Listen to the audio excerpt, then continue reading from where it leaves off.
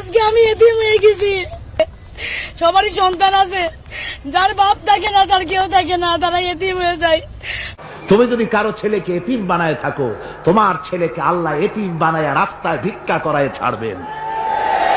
তুমি যদি কারো বাপকে মাকে কাঁদায় থাকো, আল্লাহ রাব্বুল আলামিন তোমার মা বাপকে কাঁদাবেন। বিবেক দিয়ে চিন্তা করো, যাকে মেরেছ ওই রাত্রে তার বাড়ির কাছে যাও, ওই রাত্রে গোপনে তার বাড়ির কাছে গিয়ে দেখো তার মা কিভাবে তার সন্তানের জন্য কাঁদতেছে, মায়ের কোলটা খালি হয়েছে বলে কিভাবে কাঁদতেছে, তার বাবা কিভাবে কাঁদতেছে, তার বউ থাকলে কিভাবে ছটফট করতেছে, তার কলিজার টুকরা সন্তান থাকলে কিভাবে আব্বা আব্বা বলে কাঁদতেছে। যারে গুলি করে মেরেছো একবার বাড়ির কাছে গিয়ে কান পাচা শোনো।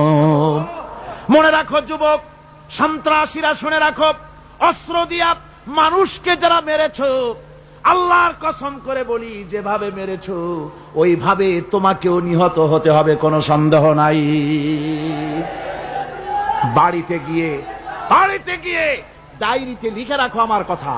থামুন, বাড়িতে গিয়ে ডায়েরিতে লিখে রাখুন, ডায়েরিতে লিখে রাখো, যদি তুমি কাউকে হত্যা করে তার বউকে যদি বিধবা বানায় থাকো, তোমার বউ বিধবা হবেই, কোনো সন্দেহ নাই।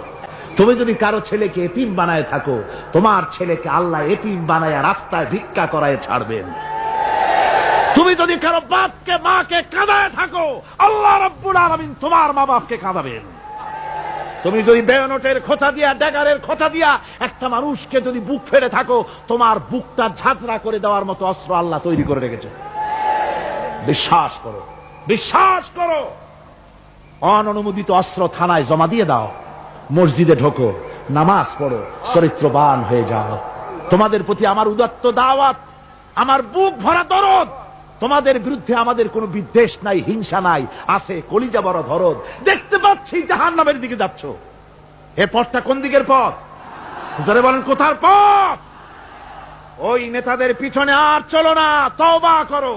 ওই নেতাদের পিছনে আর যাবে না যারা তোমাদেরকে টাকা দেয় আর অস্ত্র দেয়, যারা তোমাদেরকে মদ দেয় আর নারী দেয়, ওদের পেছনে আর চলবে না। ওয়াদা করো। যুবকরা কি পারবে ওয়াদা করতে?